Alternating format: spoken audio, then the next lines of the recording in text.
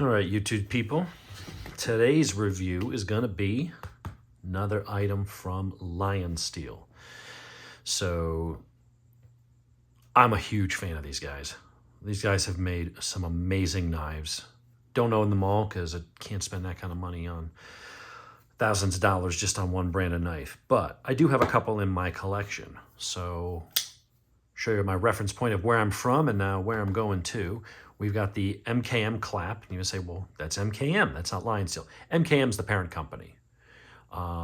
They sell them under MKM. They sell knives under the LionSteel brand, as we have the Best Friend 2, or Best Man 2. But also they've made knives for some other companies out there. So this one is a steel will gecko. However, this is actually made by MKM for them. So Steel Will makes some of their knives. They get some from China. They design them. They went to MKM and said, here's the specs. Here's what we'd like you to make. Here's the price point we'd like to hit, which is just under $200. And they make some really nice stuff. Really nice micarta lockback. Beautiful knives. So regardless of what label is slapped on there, we've got MKM, we got LionSteel, we got Stillwell. They're all made by the same company, as is this new kid on my block, which is another Slipjoint. So I don't know why I'm on a Slipjoint kick lately, but I am. I've been liking some of them, and this one is going to be a very cool one, I think. So we've got our nice, simple packaging, a guide, probably giving me the warranty. I'm thanking for buying it. Little baggie. And this is what we have. So this is a slip joint knife. Blade is going to come in at 3 inches. It's actually just a tiny bit over. However, the cutting edge is like 2.96. So this is a good knife for folks that live in, well, we don't have that many states that are restrictive, but you may live in other countries. So if you're over in the UK or something like that, you may not be able to carry a one-handed opening that is also a lockback. This one has over a 3-inch blade, so and it's also a lockback, and it's one-handed opening, so you may not be able to carry that. But something like this, you may be able to.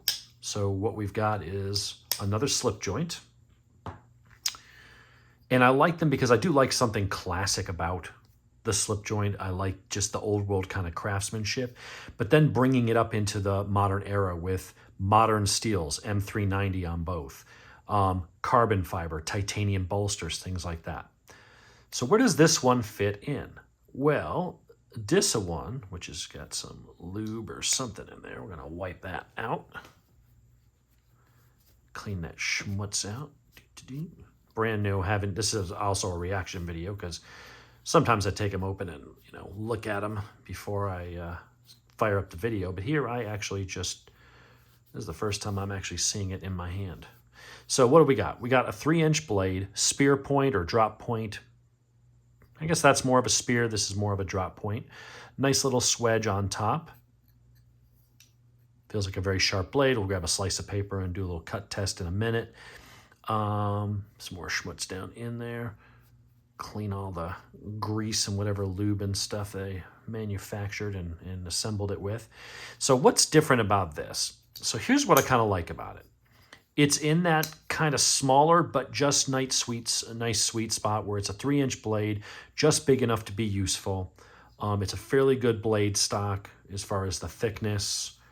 You can see it's thicker than the LionSteel Best Man.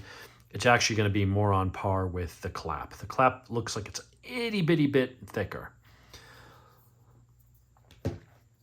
It's an aluminum frame, and you can get it in titanium. It is also integral. Well, if you think, well, what does that mean? Well, what this is, when you look at these other knives, there's a half and a half, and sometimes it's 1/2, and then in this case they've got liners and bolsters, but basically you have 1/2, then you have a back spacer, and you have a standoff. You have the blade acting as its own spacer up here, and then you sandwich them together. And that's pretty strong. And you could take it apart and clean it, but there's a lot more parts here. Each one has to be kind of assembled and screwed together, and make sure you got a little bit of blue Loctite, not red, in there to make sure it doesn't loosen up over time. And it's the same way with this. you know, same way with this. Most lives are made from liners and or scales over the top. Depends. Sometimes you have a frame lock where the scale is the frame and the lock is built into it on one side, but then the other side might be, you know, covered with a scale or something like that. Where this will diverge from that is this is milled from a single piece of aluminum. They take a aluminum block and they CNC machine out. What the screws are in here that you're seeing are the pivot screw, holds the blade to the thing, but the blade actually slides in.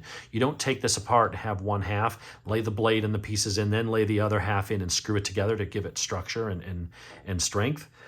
This is a single piece that then gets milled out from the center. There is no seam. It's one piece. The spring doesn't have to be inserted and then pinned into place. It's actually part of the backspacer. I'm sorry, part of the handle itself. This is a very strong piece. The only screws are the pivot screw, and this is on phosphor bronze washers, by the way. Make sure it's focusing properly. Get in there with some 4K goodness. You have a blade stop, so there's a pin you can again see in there. That just goes through one side into a hole that's cut on the other, and then this end is threaded directly into the aluminum. And then what you've got is the other interesting piece here, which is your pocket clip.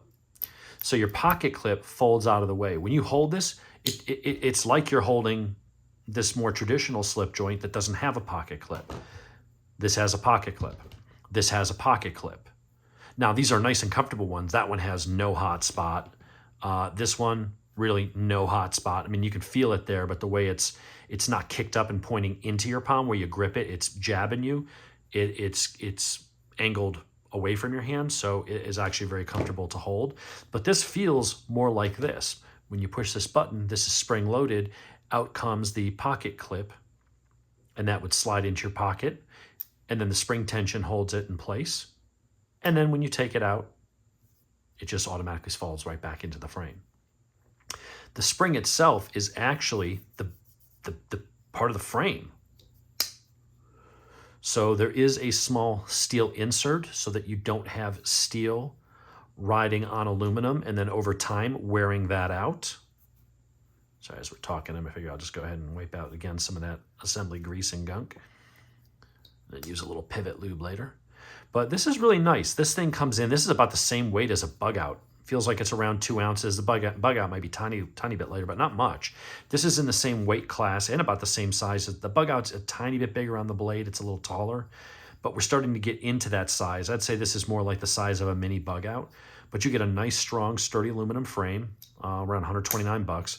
If you want to pay $200, you can get this in titanium, which will be a little heavier. Everyone always thinks that titanium is lighter than aluminum. It's stronger than aluminum, but as a result, it's a more dense metal. It's still lighter than steel, but it is, in fact, heavier than aluminum.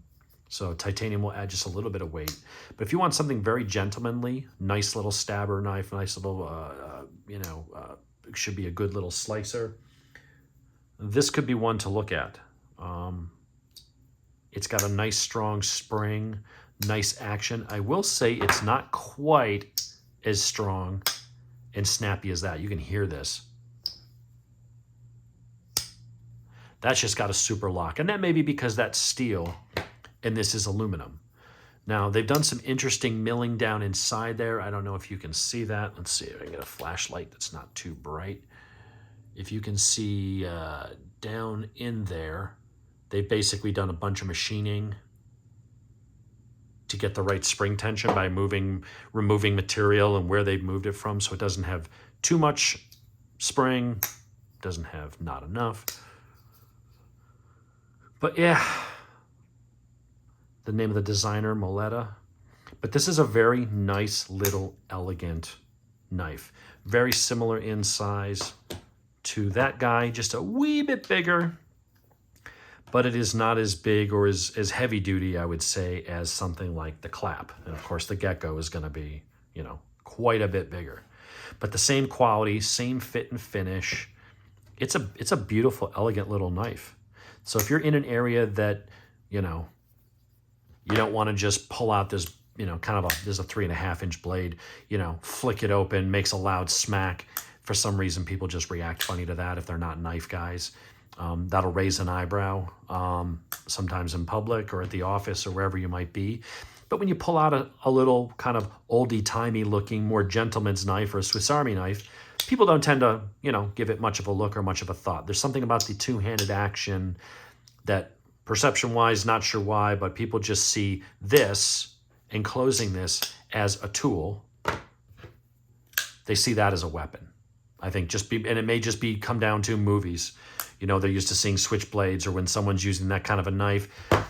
They're probably in the back of their head thinking, oh yeah, my dad growing up or my granddad would do that when he would, open up slice up an apple or something like that, or cut a piece of cheese off. When usually you're seeing a knife deployed like that, it's probably in some sort of Hollywood type of context, and someone's probably about to get shanked or something. So that's probably the cause of that. It's not reality. They're both tools. Doesn't matter how you open it. What you do with it once it's open is what determines whether something is good or bad or evil. But even then, it's not the item that's good or bad or evil. It's what you're doing with it that is either good or bad or evil. But be that as it may, finish is nice. We'll see how it wears over time. It's a hard anodized finish, I believe. My concern will be, and I think this will be a better experience than I had with my LionSteel Rock, was it uses this same type of pocket clip, but the spring on this feels like a stiffer spring. The spring on this feels stronger. On the Rock, when I would lay down, the spring was not enough. Here you've got a piece of titanium bolted to the, through the scale into the liner. That is strong. That's very strong.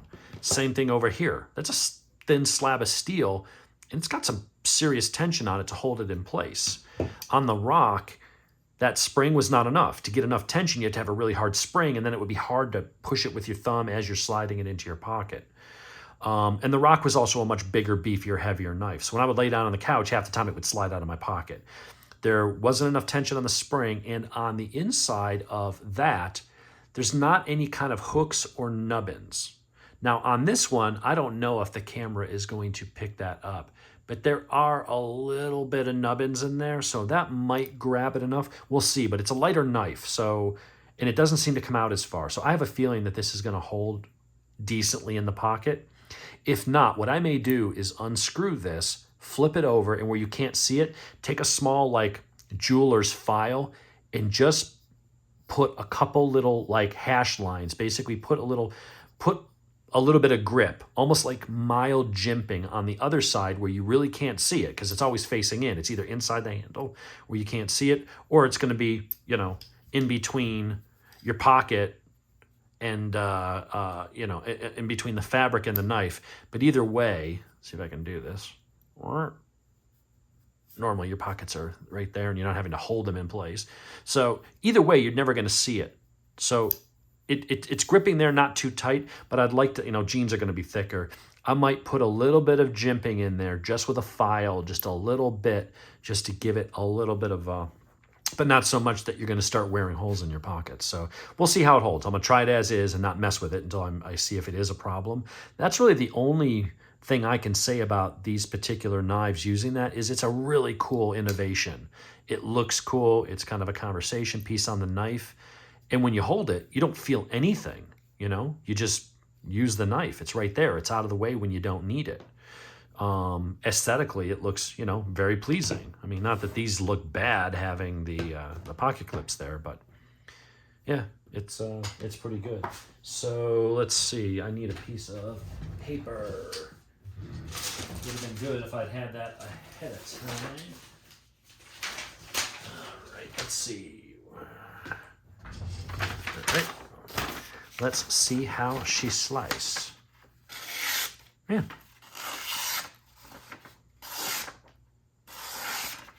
Seems nice enough. Push cut. Yeah, does a push cut without having to draw it. So not bad. Out of the box, I may go ahead, and toss it on a strop just to make sure there's no burrs and make sure everything is nice and where I want it. But for an out of the box slicer, It's pretty good. It's a nice little knife. It's good enough, big enough to be useful, I think, in a lot of situations. But when you want something discreet and gentlemanly, and you don't need the one-handed opening and a lock and all that stuff, I think for just general everyday cutting duties and stuff like that, a knife like that definitely has its place. I do tend to prefer the locks. Most of my knives are, I got a few OTFs, and then I've got, most of them are flippers or thumb studs, or, one-handed opening in one fashion or another. I do view it as a safety feature. So if you did have to plunge it into something, it's less likely to close on your hand and cause serious damage, because, you could sever tendons and nerves, and you can mess your hand up pretty good through misuse of a knife, or if you had to use it in some type of an emergency situation where stuff happens. I like the added security of the lock, but I think there are times you're just going to the office, or you're gonna have something, you need something, and you want just a nice, beautiful, elegant knife. Maybe acts as a conversation piece, but not going to get you in any kind of trouble. I think that's a really cool idea. So this is the LionSteel Thrill. Comes in a bunch of different colors, comes with aluminum, comes in titanium. I just opted for the aluminum just for the price. And there it is. Very beautiful, very light, very high tech, while having the features and the deployment of your more traditional knife. So go ahead and give them a look. If you haven't tried LionSteel yet, you need to.